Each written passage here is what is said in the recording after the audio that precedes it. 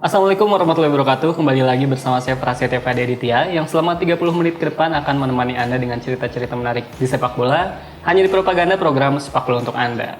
Di episode kali ini saya sudah kedatangan Bung Randin Teng dan Bung Aun Rahman. Apa kabar kalian berdua? Baik, sehat, baik. Sorry Kap, Aun. Sorry Kak. Aun ini baru jadi komentator ya Aun ya? Ya, gimana? Komentatorin apa ya? Kebetulan jadi komentator untuk sebuah ini stream. Ya. Streaming ya. Untuk stream yang cover Liga Singapura, Liga Thailand, Liga Arab juga. Liga Arab. Wow, Assalamualaikum. Allah. Gitu. Komentar ya lasut juga berarti ya. Streaming. Tiga itu sih, tapi kebetulan lebih banyak dedicate-nya buat Liga Singapura. Liga Singapura. Dan Bung Teng yang kayaknya sebentar lagi bakal pindah haluan jadi model. Nah, ngomong-ngomong soal pekerjaan kalian nih ya.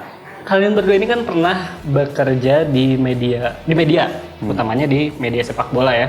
Nah, sebenarnya nih sebelum kalian bergabung di media sepak bola, kalian ngerjain apa sih? Dari Teng dulu deh. Saya sebelumnya kuliah sih. Kuliah. Jadi dari kuliah langsung jadi beres kuliah saya langsung jadi jurnalis. Jurnalis. Saya dapat libur dulu. Saya nggak sempat liburan, beres kuliah nggak sempat hura-hura gitu kan. Jadi beres kuliah langsung kerja.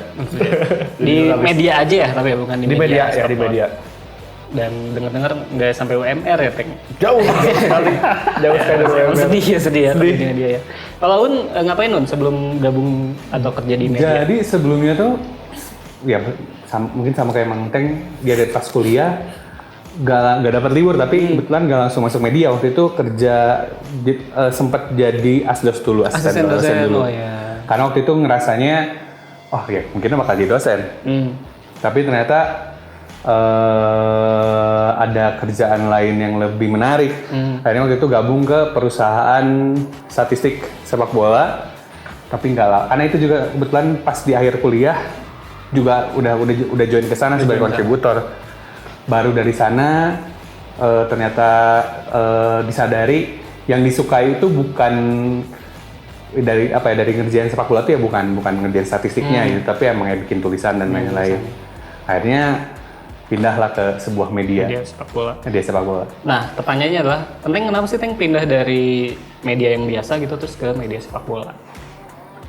Jadi kalau buat pindah gini sih, sebenarnya nggak pindah ya, saya tetap di sepak bola juga karena ketika saya setelah kuliah langsung kerja, itu juga saya langsung dapat job desk olahraga. Oh, di media itunya ya? Iya gitu. Dari media yang itu. Pokoknya salah satu yang cukup besar di Pulau Jawa gitu ya, di Pulau Jawa, bahkan di Indonesia cuman fokus di Pulau Jawa. Itu udah megang olahraga, kemudian sempat pindah ke desk politik sama kriminal. Udah gitu baru ke sepak bola lagi. Sepak bola yang khusus gitu ya? Yang khusus, tapi yang sepak bola, yang sebelumnya yang desk politik sama kriminal itu juga sempat beberapa kali liputan sepak bola. Nah, beberapa kali karena buat tetap menjaga ritme ya, karena saya suka sepak bola. Udah gitu baru pindah ke desk sepak bola yang beneran ya. Kalau Aun kenapa tuh? Apa? Kenapa bisa terjun ke media sepak bola? Memutuskan terjun ke situ gitu? Awalnya sebenarnya kan ngerasa kalau suka bola pasti. Cuma waktu itu awalnya tidak pede sebenarnya untuk menulis karena waktu itu rasanya waktu pas kuliah lah gitu lagi tugas makalah terus lagi nggak tugas paper tuh nilai saya nggak pernah bagus gitu, makanya saya nggak pernah berani nulis ya. Tapi one day akhirnya ada temen bilang, udah coba kirim ke sebuah media lah, buat ada suara pembacanya gitu. Ada suara pembacanya, ternyata pas dikirim masuk dan bagus-bagus aja di situ sih sebenarnya. Ya coincidence lah kalau saya sih. Kalau misalnya coincidence kalau misalnya hari itu kalau misalnya ternyata tulisan saya nggak keterima, mungkin nggak akan jadi jurnalis bola ya. Cuman ternyata keterima dan akhirnya nasib menuntun kepada arah yang sekarang gitu. Nah kan kalau kalian kerjanya di media yang berbasis tulisan, tadi Aun bilang kan nggak terlalu percaya diri ya, karena di papernya pun kurang oke. Kalau Teng gimana Teng? Apakah Teng memang ada basic nulis mungkin dari waktu pas kuliah? Ya jadi saya sebenarnya dulu saya nggak suka nulis ya. Saya paling nulis dulu coret-coret di tembok gitu kan, vandalisme dulu, zaman remaja gitu kan. Dulu juga nulis ya biasa, saya suka hobi ngerangkum sih dari zaman sekolah, ngerangkum aja tapi mata pelajaran tertentu gitu kan semuanya gitu. Nah, terus kemudian mulai benar-benar bisa nulis itu ketika zaman kuliah. Itu juga nggak disengaja, koinsiden juga sebenarnya gitu kan. Terjebak lah karena saya dulu agak nakal dan liar. Bisa disaranin buat ikut pers kampus dulu itu. Oh, ikut pers Ya, kampus. ikut pers kampus. Saya ikut pers kampus. Pertamanya saya nggak blank banget, kata nulis apa tuh nggak tahu ya apa itu. Liputan aja saya nggak tahu itu apaan liputan, gitu kan. Akhirnya pelan-pelan belajar akhirnya bisa nulis. Bisa nulis. Ya sampai sekarang basicnya sampai nulis masih tetap dipertahanin lah. Tapi ya jenuh sebetulnya. Nah, udah saking lamanya ya. Pertama ya jenuh ya. Total udah berapa lama berarti? Udah 8 ada? 8 ada. Selain jenuh juga satu lagi. Apa? Miskin.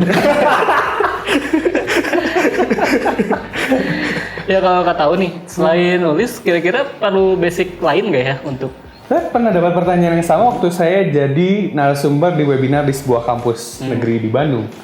Mereka juga nanya, Kang apakah saya harus punya basic suka baca piramidnya siapa Jonathan Wilson gitu? Enggak juga sih sebenarnya, itu mah bisa mengikuti. Sebenarnya yang paling basic poin ketika nulis yang saya dapetin dari tempat-tempat saya kerja sebelumnya, dari Master Mr. Zen RS juga sama kayak yang penting ya dibaca gitu, basicnya ya. basicnya ya? Ketika misalnya ngerasa, oh saya nggak ngerti nih bola Jerman misalnya, ya udah baca tentang bola Jerman, hal-hal apapun tentang itu gitu. Dan ya perlu persisten dan ketelitian juga gitu buat bikin sesuatu yang bagus tuh. Gitu. Kalau kata Teng, perlu ada basic lain nggak sih kalau selain nulis? Basic lain ya paling nggak jauh baca sih ya. Yeah.